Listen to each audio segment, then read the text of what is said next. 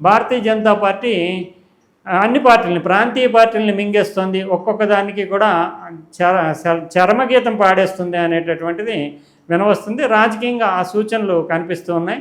తృణమూల్ కాంగ్రెస్ కావచ్చు, శివసేన ఉద్ధవ్ ఠాక్రే వర్గం కావచ్చు, ఇంకోవైపు సమాజ్వాదీ పార్టీని చేల్చడానికి ప్రయత్నాలు జరుగుతున్నాయని. వెస్ట్ బెంగాల్ని, పశ్చిమ బెంగాల్ని 15 సంవత్సరాల పాటు పరిపాలించి తిరుగులేనటువంటి ఒక నియంతగా ఆ రాష్ట్రం మీద తందే అధికారం, ఆ రాష్ట్ర ప్రజలంతా కూడా తన అధీనంలోనే ఉంటారు అన్నట్లుగా వ్యవహరించినటువంటి మమతా బెనర్జీకి అధికారం కోల్పోయినటువంటి 2-3 నెలల వ్యవధిలోనే మొత్తం పార్టీ అంతా చిన్నాభిన్నమైపోవడమే కాకుండా సాక్షాత్తు తానే వ్యవస్థాపన చేసినటువంటి పార్టీ అధ్యక్ష పదవి నుంచే తనను తొలగించారు. అంటే ప్రజాస్వామ్యబద్ధంగా ఎంత పెద్ద నాయకులైనా సరే ప్రజాస్వామ్యబద్ధంగా ఉండకపోతే కనుక ఎదురయ్యేటటువంటి పరిణామాలకి ఇది నిదర్శనంగా చెప్పారు. మొదటైతే ఎమ్మెల్యేలు తిరుగుబాటు, 80 మంది ఎమ్మెల్యేలు ఎన్నికైతే 60 మంది ఎమ్మెల్యేలు తిరుగుబాటు చేసి శాసనసభా పక్షాన్ని తామే ఎన్నుకుని తామే కూర్చున్నారు. తర్వాత ఎంపీలు తిరుగుబాటు చేసి 28 మంది ఎంపీల్లో 20 మంది ఎంపీలు తిరుగుబాటు చేసి తమదే అసలైన టీఎంసీ అని క్లెయిమ్ చేశారు. ఇప్పుడు పార్టీ అధ్యక్ష స్థానానికే ఎసరు పెడుతూ దానికి కొన్ని టెక్నికాలిటీస్ని జోడించి ఆమెని ఎవరైతే దీనికి ఈ పార్టీ నారు పోసి నీరు పోసి పెంచి పెద్ద చేసి అధికారంలోకి తీసుకొచ్చి 15 ఏళ్ల పాటు పరిపాలించినటువంటి మమతా బెనర్జీకే కాకుండా పోయింది తృణమూల్ కాంగ్రెస్. ఇప్పుడు తృణమూల్ కాంగ్రెస్ చీఫ్ అంటే అధ్యక్ష స్థానం నుంచి కూడా మమతను తొలగిస్తూ నిర్ణయం తీసుకున్నారు. ఇక ఆ పార్టీలో మమతా బెనర్జీ మేనల్లుడు అభిషేక్ బెనర్జీ జనరల్ సెక్రటరీ, వీళ్ళిద్దరూ నడిపారు చివరిదాకా.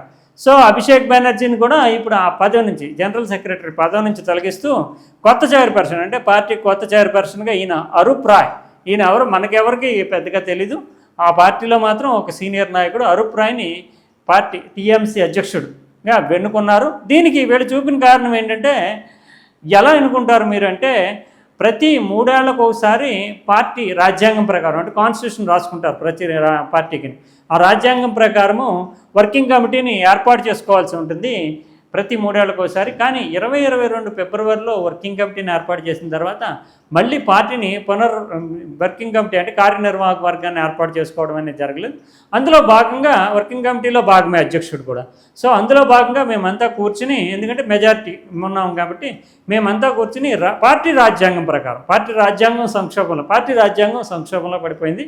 మరి 2025లోనే జరగాలి, ఇప్పటి వరకు జరగలేదు. కాబట్టి ఆ సంక్షోభాన్ని పరిష్కరించుకునే క్రమంలో భాగంగా మా కొత్త అధ్యక్షుడిని, కొత్త కార్యవర్గాన్ని, వర్కింగ్ కమిటీని నియమించుకున్నాము అంటూ ఆ పార్టీ ప్రకటించి, టెక్నికల్గా చూస్తే మాత్రం పార్టీ కాన్స్టిట్యూషన్ని అమలు చేసినట్టుగా ఉంటుంది.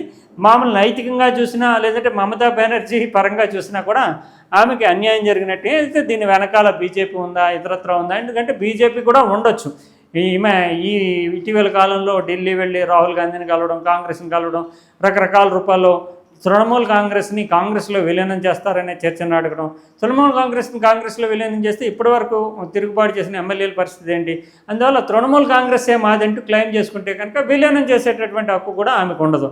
అందువల్ల చైర్పర్సన్ సహా అన్ని పదవులను కూడా వీళ్ళు కైవసం చేసుకుని పార్టీని బీజేపీ కనుసన్నల్లో నడపడానికి ఒక నిర్ణయం తీసుకున్నట్లుగా మనం చెప్పాల్సి ఉంటుంది.